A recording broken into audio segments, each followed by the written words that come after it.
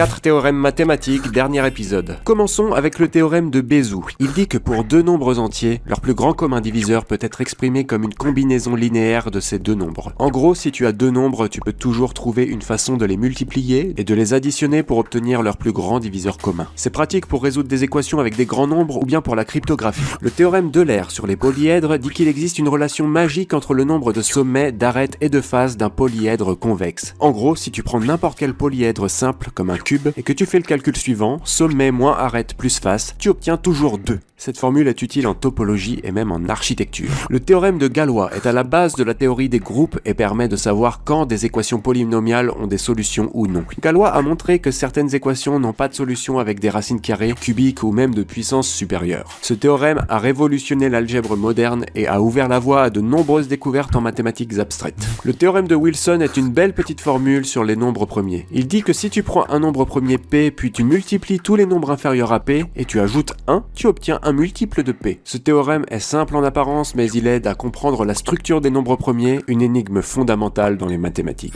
Voilà, j'espère que t'as apprécié ces 6 épisodes de 5 théorèmes mathématiques. N'hésite surtout pas à suivre le compte pour continuer à aborder d'autres sujets scientifiques fascinants, que ce soit en physique, en maths, en biologie, en astronomie, etc.